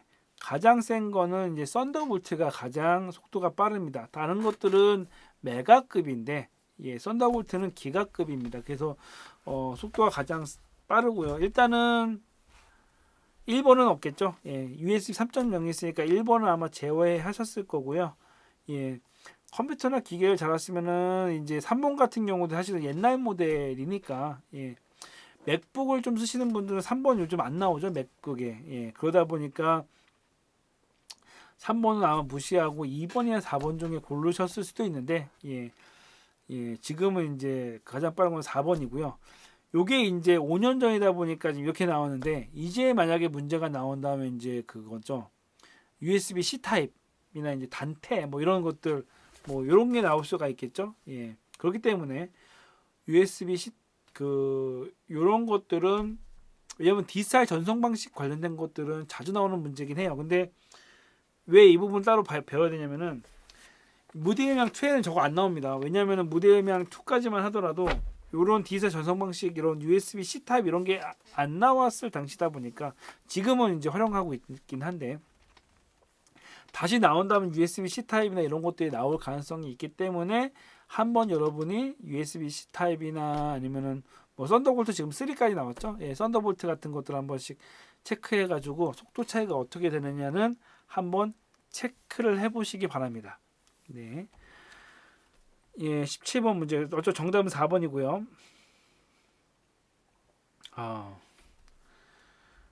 17번. 17번은 사실 찍으셨어야 돼요, 여러분이. 예. 정답은 1번이긴 해요. 1번이긴 한데 그 문제는 이게 이제 무대음향 3권에 나온다는 거죠. 3권 페이지 127페이지에 나오는 건데 예, 거기에 이제 디더링이라고 적혀 있어요. 이제 그 이걸 보면 사실은 제가 어떤 생각을 했냐면 문제에는 문제가 없어요. 예, 17번 문제는 전혀 문제가 없는데 3급 수준을 어떻게 볼까라는 관점에서는 약간 좀 저는 난해하다고 보죠. 그러니까 17번 문제가 음향 그 2급 시험 문제 나왔으면 저는 문제가 없다라고 생각하는데 이게 이제 3급에 나오면서 어떤 문제가 있냐면 지금 여러분 3급 문제 풀면서 이제 기본적으로 음향에 대한 이론 그리고 스피커랑 컴프 EQ 이런 거로 보고 배우시는데 17번 관련되면 17번 가면 디지털이거든요. 17번 문제는 이 디지털 전환 물론 DAC나 ADC 같은 경우는 그래도 기본적으로 알아두셔야 될 문제긴 한데 17번 사실은 디지털 전환이랑 그 양자와 이런 것까지 가야 되기 때문에 17번 문제까지 공부한다는 개념은 음향에 대한 그 3급 시험 준비에 대한 그 범위가 좀 너무 광대해지는 현상이 생깁니다. 그래서 사실 이거는 음향을 좀 하거나 이제 음향 2급 이상인 분들에게는 좀 그 맞는 내용이긴 한데 사실 음향 상급 문제라고 하기엔 좀 어렵습니다. 그래서 이거는 뭐 설명한다라기보다는 요렇게 문제가 나오면 사실 찍는 수밖에 없죠. 정답은 사실 딱 디더링으로 딱 그 알 수 있는데 어떻게 보면 상급 문제라기보다는 2급 문제처럼 좀 어렵기 때문에 저는 이제 그러면 앞으로도 이 디더링이나 리미팅이나 이렇게 그 양자와 관련된 거를 공부를 해야 되느냐 안 되느냐 이걸 공부 범위에 집어넣어야 되느냐 말아야 되느냐 이걸 집어넣기 시작하면 사실 집어넣을 것들이 더 많아지니까 공부해야 될 양이 더 많아지는 거죠. 어쨌건 여러분이 나중엔 배우셔야 될 내용이긴 한데 저희 문제를 보면서 좀 먼저 공부할 거랑 나중에 공부할 게 있다면 사실 이거 뭐 양자와 관련된 건 사실은 음향에 대한 기초가 끝난 다음에 그 다음에 공부할 영역인데 그게 이제 시험 문제로 나오기 시작하니까 살짝 저는 좀 당황스러운 거고 사실 제 입장에서는 이렇게 나오는 문제는 찍으시고 차라리 오히려 컴프레서나 뭐 EQ나 이런 거에 대한 약간 기본기를 좀 더 공부하시는 걸 저는 사실 추천드려요. 17번 문제 같은 경우는 사실은 그 뭐가 나올지 몰라요. 이런 문제들은 그냥 나오면은 그냥 이런 건 찍어야 되겠구나 할 수밖에 없는 문제. 여러분들이 3급을 다 배운 다음에는 그 다음에 양자와 공부를 하셔야 되는 문제. 라고 생각을 하시면 될 것 같습니다. 예, 18번 문제 볼게요. 18번 문제는 거리 개수입니다. 거리 개수는 간단하게 이거는 이제 정확한 용어적인 설명을 하게 되면은 무대음향 용어집이 있습니다. 제가 이제 또 따로 계속 올리는 것 중에 무대음향 용어집을 보면 거리 개수는 이렇게 표현을 해요. 무지향성 마이크를 1로 했을 때 무지향성에 있는 마이크를 1이라고 했을 때 직접음과 잔향음이 같은 비율로 수용할 수 있는 지향성 패턴이 뭐냐 그 수치예요. 그러니까 이게 1이에요. 그러니까 한마디로 그 이게 무지향성 마이크라고 합시다. 그렇게 했을 때 직접음과 반사음의 볼륨이 똑같은 정도 무지향성 굉장히 민감하죠. 민감하다 보니까 이렇게 하거나 아니면 반사음이 되거나 했을 때 그 거리 개수, 이 내가 내는 소리랑 요 반사되는 소리랑 같은 정도의 거리 정도죠. 근데 이제 무지향성은 하울링이 많이 나죠. 하울링이 나면 소리가 더 확 커지니까 그 하울링 나기 전에라고 생각하시면 돼요. 그래서 이걸 1이라고 줬을 때 좀 더 그 감독 그 좀 더 멀리 있는 소리를 캐치할 수 있느냐라고 생각하시는 게 좀 편하시죠. 예. 그렇게 따지면은 이제 무지향성이 1이니까 그 다음이 이제 양지향성이 되겠고 그 다음이 단일지향성, 그 다음이 이제 초단일지향성이죠. 샷건이라고 그러죠. 샷건 같은 경우는 뭐 3.2 이상이라고 합니다. 예, 뭐 샷건도 이제 좀 더 성능에 따라 좀 틀려질 수 있는데 여러분들 드라마 같은 거 보면은 이제 원하는 소리만 이제 잡아내는 역할을 하는 거죠. 어쨌건 거리계수라는 약간 좀 낯선 단어를 사용하게 됐지만 거리계수 좀 더 멀리 한마디로 멀리 있는 소리를 흡음할 수 있는 것들 라고 생각하시면 될 것 같고요. 정답은 4번이죠. 예, 초단일지향성. 예. 18번의 정답이 그렇게 4번이고요. 19번 같은 경우는 이 부분은 제가 사실 살짝 그 다시 이제 복기를 하면서 본 거지만 물론 그 여러 가지의 밴드가 있을 수 있어요. 밴드가 있을 수가 있고 예를 들어서 뭐 파워드나 이런 약간 어떤 그 파워드 믹서 이런 거 보게 되면 뭐 조그맣게 EQ가 그래픽 EQ가 있는 것들이 있어요. 하는데 기본적으로 그래픽 이퀄라이저라고 했을 때 그냥 1옥타브로 시작해 가지고 1옥타브에서 뭐 3분의 2냐 아니면 3분의 1이냐 이렇게 나눈다고 생각하시면 돼요. 그래서 그 1옥타브는 10밴드, 3분의 2는 15밴드, 3분의 1은 31밴드라고 생각을 하시면 됩니다. 예. 그렇게 해가지고 15밴드는 뭐냐? 15밴드 이퀄라이저는 3분의 2 옥타브다 라고 생각하시면 돼요. 그래서 6분의 2나 2분의 1은 뭐 없다고 할 수는 없지만 기본적으로 잘 사용하지 않는 범위이기 때문에 3분의 1로 3분의 1, 3분의 2 나눈다고 해서 이 세 개만 생각하세요. 예. 그 외에는 나올 일이 거의 저는 없다라고 생각하기 때문에 1옥타브는 10밴드, 3분의 2 옥타브는 15밴드, 3분의 1 옥타브가 31밴드 그래픽 이퀄라이저다 라는 거 정도만 외우시면 다음에 비슷한 문제가 나왔을 때 맞추지 않으실까 생각이 듭니다. 예, 20번 문제고요. 20번 문제가 다음에 나오게 된다면 한 번 정도 더 나오고 그 다음에는 나올란가 모르겠습니다. 왜냐면은 BNC 관련된 거는 물론 지금도 약간 그 사용이 많이 되고 있는 부분이긴 한데 기술이 계속 발전이 되고 하다 보니까 BNC 마디를 저는 사실은 그 쓰는 데를 못 봤어요. 물론 지금 인스톨되어 있는 곳들은 쓰는 곳들이 그 설치되어 있는 곳들은 쓰는 곳들이 있을 텐데 사실 저는 직접 보지는 못했어요. 예, BNC 마디는 정답은 그러니까 정답은 2번입니다. 기본적으로 그 BNC 마디 있습니다. 64채널까지 뭐 전송 갈 수 있고 100m까지 전송 갈 수 있는 마디가 되고요. 1번 정답이고요. 이건 무선 마이크 안테나로 사용도 가능합니다. 3번 정답이고요. 그래서 여러분 중에 무선 마이크 세트를 설치했거나 아니면 안테나를 한 번에 꽂아 보셨던 분들은 이걸 한번 보시긴 하셨을 거예요. 그렇기 때문에 3번은 선택을 안 하셨을 거라 생각하고요. 4번 같은 경우에 동축이다 보니까 50옴, 75옴, 100옴 이렇게 케이블을 사용하는데 이거는 이제 미리 말씀드리면은 여러분 50옴이랑 75옴이랑 110옴이 사용하는 용도 같은 이게 임피던스 관련된 문제예요. 이거는 이제 다음에 시험 문제에 임피던스 관련돼서 나올 가능성이 커요. 그 50옴은 주로 사용하는 거는 그 무선 마이크 안테나 용도로 사용이 됩니다. 75옴은 그 영상용으로 많이 사용하고요. 110옴은 디지털 전송할 때 주로 사용하는 그 임피던스라고 생각하시면 돼요. 그래서 50옴, 75옴, 110옴의 그 세 가지 사용 용도의 그 차이점 이거는 한번 약간 좀 외워두실 필요가 있고요. 어쨌건 여기서 단테는 이제 RJ45라고 이제 그 여러분들 흔히 아는 인터넷선, 예, 인터넷선으로 전송이 됩니다. 그래서 단테는 아니다라고 생각하시면 됩니다. 그래서 마디는 BNC 마디가 있기 때문에 이것들은 이제 사실 그 3번과 4번은 책으로 대부분 알 수 있는 건데 1번과 2번은 여러분이 마디 뒤에 그 BNC 마디 같은 것들 연결하고 아마 해보셨어야지 사실 될 텐데 그러기엔 이 장비도 약간 그 고가의 장비이기 때문에 못 만져본 분들이 사실 좀 많으실 거라고 생각이 좀 들긴 합니다. 하지만 어쨌건 이번 기회로 좀 그 기억하셨으면 좋을 것 같고요. 더불어 말씀드리는 건 뭐냐면 여러분이 나중에 기회가 되신다면은 장비들의 뒷면을 좀 유심히 보시기 바랍니다. 특히 이제 음향 콘솔이요.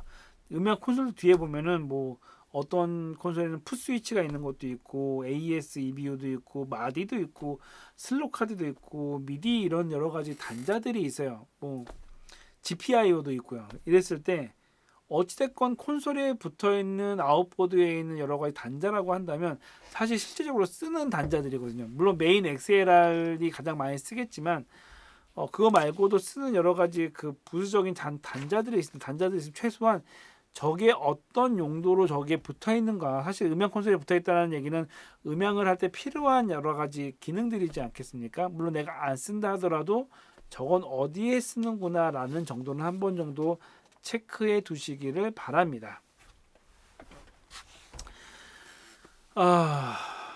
21번 문제를 풀면서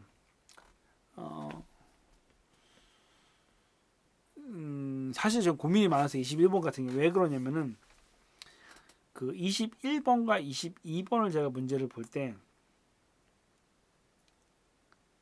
생각이 든 게 어렵게 생각하면 어려워요. 예. 어렵게 생각하면 어렵고 쉽게 생각하면 굉장히 쉬운 문제예요. 어떤 얘기냐? 음향 지역의 파라미터 조정값과 관련이 없는 것은이라고 했을 때 처음에 제가 굉장히 헷갈렸던 것 중에 그 이유가 무엇일까라고 생각을 해보니까 그 이게 좀 약간 좀 다른 얘기가 아니구나. 그 이게 음향 장비를 많이 만지다 보니까 특히 디지털 장비 같은 경우 어떤 게 있냐면은 제조하는 회사마다 기능들이 다 틀려요. 예를 들어서 우리가 흔히 생각하는 목이 잠기기 시작하네. 흔히 생각하는 이제 뭐 컴프레서만 하더라도 기본적으로 명기인 DBX 160A만 하더라도 그냥 트레시홀드, 레시오 이렇게 뭐 어택 타임 정도만 간단하게 있는데 디지털 콘솔의 컴프레서까지 가게 되면 뭐 이상한 비율도 있고 막 굉장히 부가적인 기능들이 꽤 여러 개가 붙어 있는 것들을 보실 수가 있을 거예요. 그래서 사실은 이게 그 음향 책에는 안 나오는 것들이 많아요. 음향 책에는 기본적으로 레시오랑 뭐 어택 타임, 리리즈 타임만 나오는데 특이한 수치들이 많아요. 그건 이제 그 음향 그 기기를 만든 회사에서 자체 개발했거나 아니면 어떤 그 원리를 거기다 갖다 집어넣는 경우가 있는데 제가 왜 이제 복잡했냐면은 그 중에서 이제 저는 이제 어떤 이펙터 중에서 사이즈를 본 거죠. 사이즈가 있으니까 사실 제가 봤을 때는 그 정답이 없었어요. 예. 사이즈도 있거든요. 조정하는 것 중에. 근데 간편하게 생각하면 사실은 그 조정하는 사이즈가 있는 약간 그 조절감이 있는 이펙터를 제가 봤지만 그게 사실은 대중적인 건 아니에요. 그냥 좀 약간 디테일한 이펙터 중에 조그만한 기능이거든요. 그러니까 사이즈가 없다라기보다는 사이즈가 있는 걸 봤는데 이거 문제를 보니까 뭐지 이게 생각이 드는 거죠. 근데 가볍게 제가 아까 말씀드린 것처럼 어렵게 그렇게 생각해가지고 내가 어떤 기기에 봤는데 거기서 사이즈 부분이 있었는데 분명히 내가 본 기억이 나는데 라고 생각하면 답이 없는 거고 가볍게 생각하면 뭐야 레시오, 트레시홀드, 어택 타임 다 있는 거잖아. 그 뭐야 컴프레서에 사이즈? 사이즈는 컴프레서에 없는데 땡 1번 이렇게 생각하면 굉장히 쉬운 문제였어요. 그쵸? 이렇게 생각하면 쉬운 문제인데 여기서 좀 더 그 가끔 가다가 이제 너무 좀 어렵게 생각하면 사이즈도 있는데 막 하면서 이렇게 생각하면은 답을 못 푸는 거죠. 예, 그래서 22번도 마찬가지예요. 잔향기, 하모나이저, 컴프레서, 예, 같은 건 이제 크로스오버.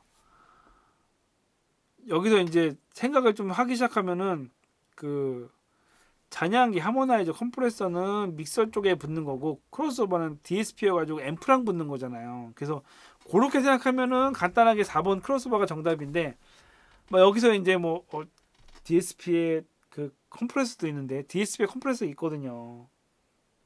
이렇게 시작하게 되면은 뭐지? 이렇게 돼버리는 거죠. 아, 예.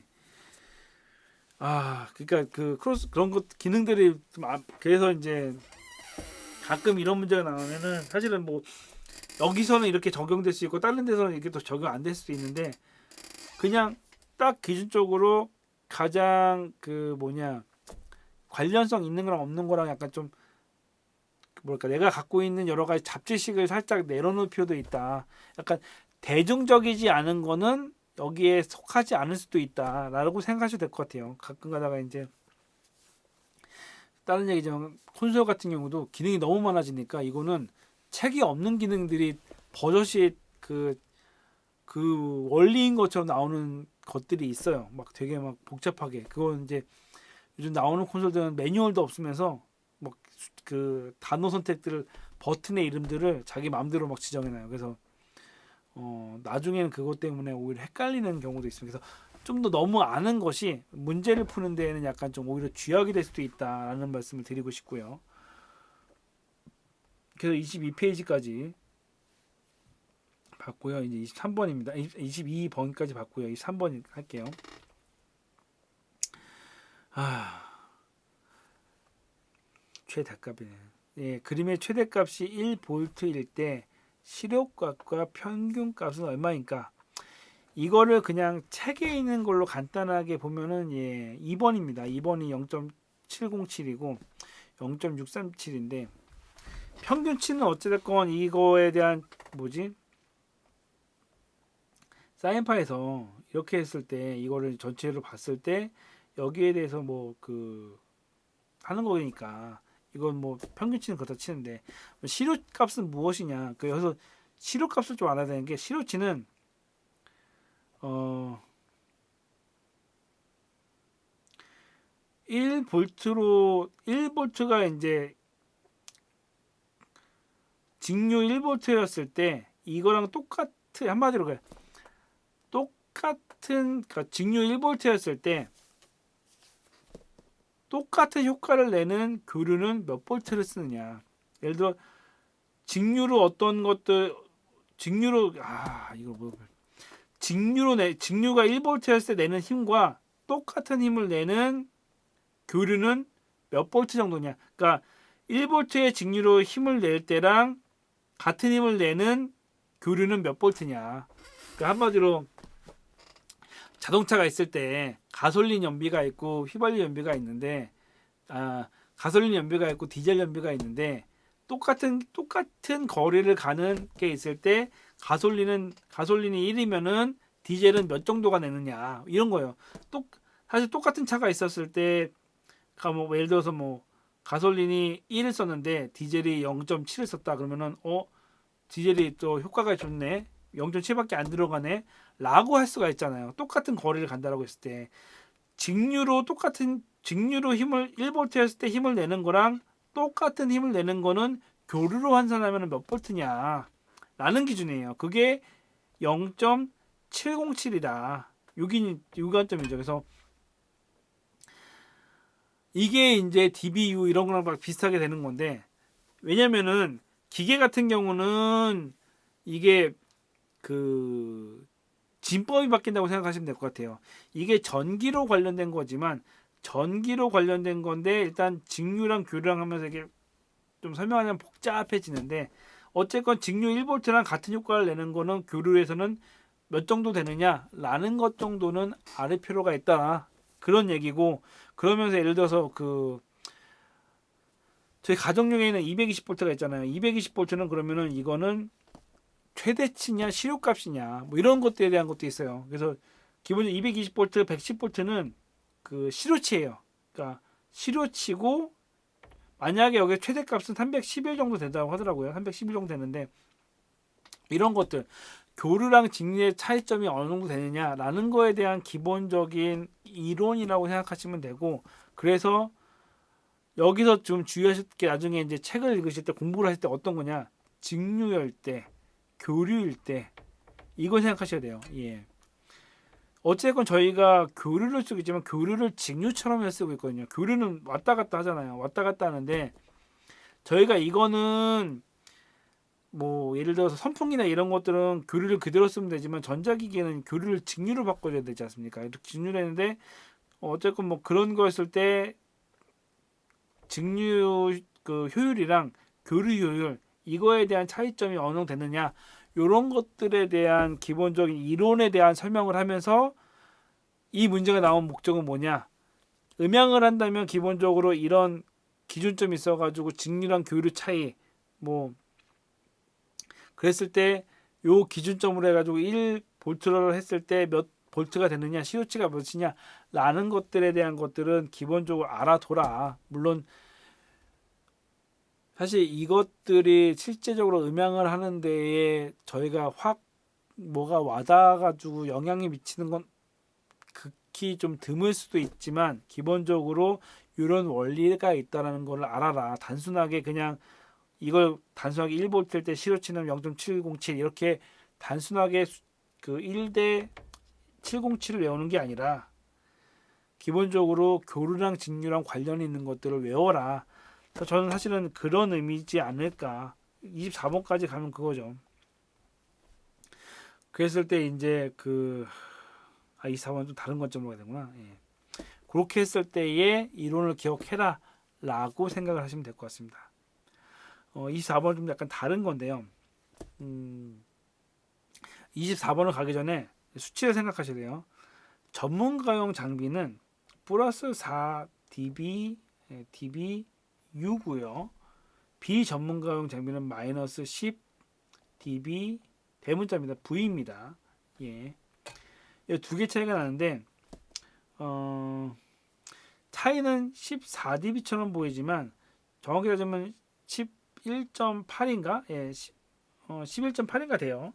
차이가 약 10dB죠. 그래서 전문가용 장비랑 비전문가용 장비는 약 12dB라고 이야기를 합니다. 사실 이것만 알게 되면 정답은 3번이죠. 예. 24번의 정답은 3번인데 이렇게 했을 때 그 표가 이제 여기 89페이지인가? 예. 89페이지가 있죠.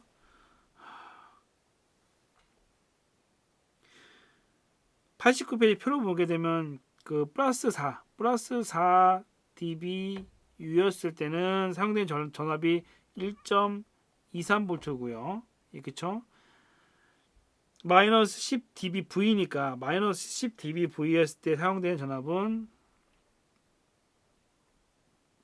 V였을 때는 0.316입니다. 예. 나오죠? AP 316. 이렇게 사용된다. 라는 것들을 얘기하는 거죠. 근데 여기서 사실은 1.23V, 0.316V 사실은 저는 표 3-3은 외울 필요가 있다라고 생각을 합니다. 물론 이제 수치까지 외우시면은 진짜 좋긴 좋은데 아니면 최소한 그 플러스 4dB랑 마이너스 10dB 그 다음에 0.775 1 요거 정도는 좀 외우시는 걸 추천해요. 하나, 둘, 셋, 4개 정도죠. 그러니까 플러스 4dB 관련된 거, 그러니까 dBU로 했을 때 플러스 4dBU, 플러스 2.2dBU, 0dBU, 그 다음에 마이너스 7.8dBU 정도 4개 정도는 약간 외우는 걸 추천드려요. 왜냐면 이게 시험 문제에 굉장히 자주 나옵니다. 이 부분은 자주 나오는데 이런 식으로 약간 좀 어렵게 나오는 경우도 있고요. 쉽게 나오는 경우도 있는데 가끔 가다가 이런 뭐 볼트 관련된 걸로 살짝 어렵게 나오는 경우가 간혹 있습니다. 한 2, 3년에 한 번 정도요. 그러다 보니까 저는 가능하면 그 4개 정도 수치 표를 다 외우시면 좋은데 최소한 그 4개 관련된 부분은 플러스 4dBU, 마이너스 10dB 이거는 전문가용 비전문가용 자주 나오는 거다 보니까 아니면은 0dB, 1dB, 그러니까 0V, 1V 아니 1V 0.775V 이거는 또 자주 나오는 거기 때문에 이게 관련돼 가지고 이제 23번 다 연결이 되지 않습니까? 그러다 보니까 그 부분은 좀 외우시는 거를 추천드립니다. 예, 어찌됐건 24번 정답은 이 두 개의 레벨 차, 그러니까 이 24번의 목적 같은 경우죠. 아까 제가 처음에 이야기했듯이 24번의 문제를 낸 목적 자체가 그런 것들에 대한 것들을 이제 인식해라라는 뜻으로 나오지 않았을까 싶습니다.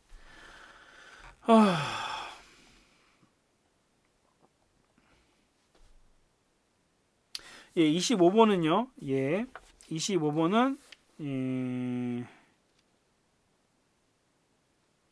3번입니다. 예. 이거는 이제 페이지 그 42페이지 보면은 나오는 얘기긴 한데요. 예. 3번이고요.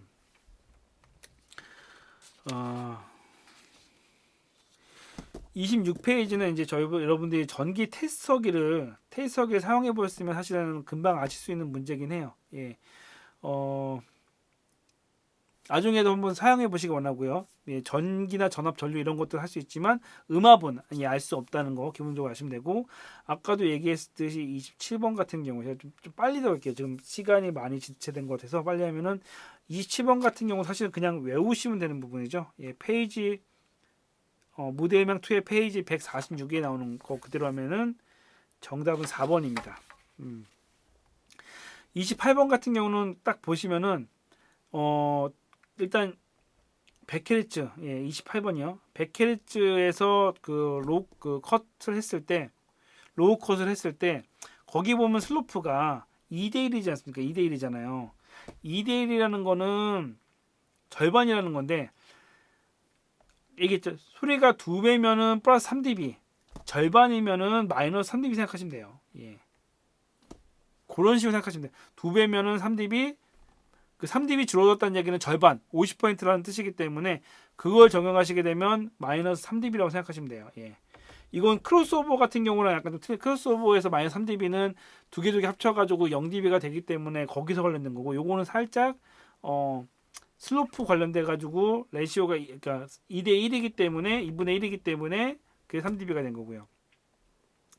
29번 같은 경우는 이거 노치 필터인데, 노치 필터는 자주 얘기되는 거. 노치 필터가 약간 그래픽 이퀄라이저의 그 하나의 물론 그래픽 이퀄라이저 좀 더 약간 좀 범위가 넓을 수가 하겠지만, 어찌됐건 전체 대역대에서 내가 원하지 않는 주파수 대역 아니면 하울링 나는 포인트나 불필요한 것들을 콕 집어서 그 포인트만 빼주는 역할 하는 것이 이제 노치 필터입니다. 29번의 정답은 노치 필터이기 때문에 1번이 되는 거고요.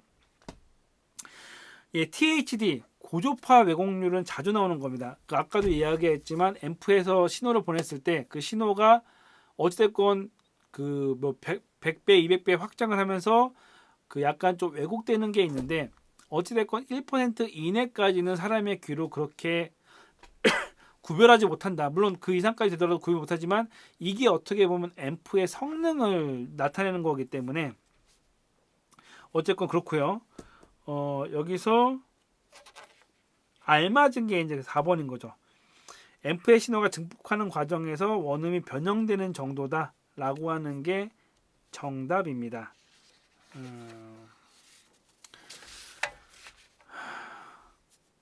브릿지, 제가 브릿지도 얘기했었죠.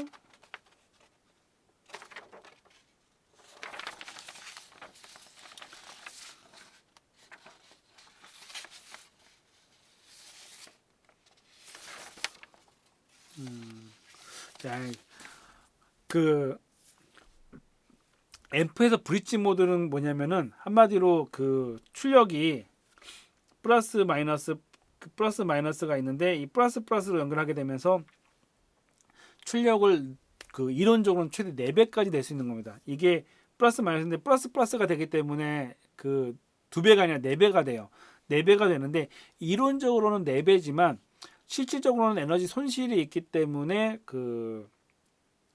2.5배 내지 3배 정도의 출력을 낼 수가 있습니다. 이거는 말 그대로 스피커 출력은 높은데 앰프 출력이 낮았을 때 그거를 매칭시키기 위해서 나온 방법 중에 하나예요. 그래서 이제 스테레오를 모노로 한다, 맞는 얘기고요. 최대 출력이 커진다, 맞는 얘기입니다. 이거를 이제 BTL이라고 하는데, 이거 뭐 말들이 많아요. 브릿지 뭐 이렇게 얘기하는 것도 있고 뭐 트랜스포머라고 얘기하는 경우도 있고 뭐 밸런스라고 얘기하는 것도 있는데 어찌됐건 BTL 접속이 맞습니다. BTL 모드라고 얘기하기도 하고요. 어찌됐건 이거는 앰프 하나가 원래 스피커 2개 혹은 4개까지 연결을 하는데 병렬 연결을 하는데 이거는 이 스피커 한 개로 그 앰프 한 개로 스피커 한 개를 매칭할 때 사용하는 거기 때문에 4번 여러 대의 스피커 접속에는 맞지 않는 거라고 생각하시면 될 것 같습니다. 32번은요.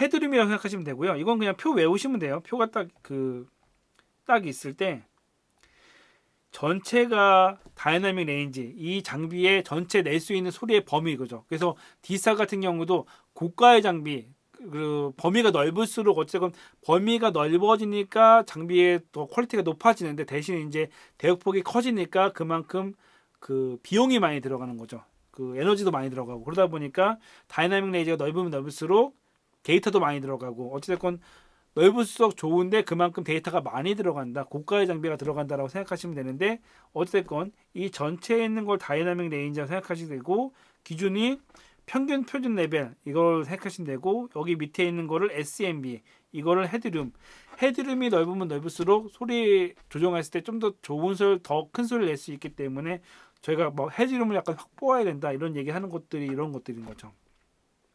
그러다 보니까 A 관련된 부분은 헤드룸이 됩니다. 그래서 32번의 정답은 1번이고요. 33번은 페이지 123페이지에 있는 스테레오 녹음 관련된 건데요. 이것들은 좀 뭐랄까 외우시는 수밖에 없어요. NOS 방식이나 AP 방식이나 여러 가지 나오는데 이거는 어찌됐건 제가 봤을 때 2년에 한 번씩은 나오는 문제들입니다. 나오는 문제이기 때문에 이거는 이 영역 자체를 다 외워서 NOS 방식은 어떻고 각도 수치까지 다 외우셔야 돼요. 이거는 그냥 어떻게 보면 단순하게 외우시는 거고 원리는 그거죠. 그 스테레오 녹음을 했을 때 모노로 녹음하는 것보다 스테레오 음감을 얻기 위해서 그냥 그 클래식 같은 경우에 스테레오 음감을 녹음하기 위한 여러 가지 방식들 중에 이런 방식이 있고 저런 방식이 있고 이 방식이 어떤 데 좋고 어떤 데 나쁘고 방식이 있는 건데 그거를 좀 외우시는 거라고 생각을 하시면 될 것 같습니다. 34번 같은 경우는 평면도는 무대에서 약 1m, 1.2m라고 생각하는 1.2m 정도의 기준점에서 자른 거기 때문에 무대에 대한 것들에 대한 정보를 아실 수가 있어요. 무대 경사도나 무대 뭐 위치, 그러니까 무대에 관련된 거, 사람이 일단 활동하는 범위에 대한 것들에 대한 정보를 알 수 있는데 그리드는 뭐냐? 그리드는 공연장에서 천장에서 여러 가지 뭐 바텐드나 이런 것들을 거치하는 장치 곳이거든요. 그리드. 이거는 뭐 보시면 아시겠어요. 이렇게 생긴 그리드인데 그리드는 천장에 있는 거다 보니까 1.2m보다 훨씬 높은 거죠. 그래서 그리드의 높이는 평면도에 들어가지가 않습니다. 평면도는 무대 관련된 자료를 한다라고 생각하시면 될 것 같고요. 35번은 솔직히 35번이 굉장히 애매모호했던 게 왜 정답이 1번인가라는 생각을 했을 때 이게 필요에 따라 단면도를 제공하거든요. 제가 봤을 때는. 근데 왜 아닌 걸까라고 했을 때 그냥 제 예상이에요. 이건 제 예상인데 당연히 줘야 되는 건데 필요에 따라 준다고 해서 그게 틀린 건가? 사실 그 생각이 들었어요. 그래서 제가 봤을 때는 1번이 물론 2, 3, 4번에 비해서는 약간 다른 종류 같기도 하고 하나는 필요에 따라가 아니라 꼭 줘야 되는 건가? 이건 사실 그래서 저도 약간 좀 애매모호했던 겁니다. 36번 넘어갈게요.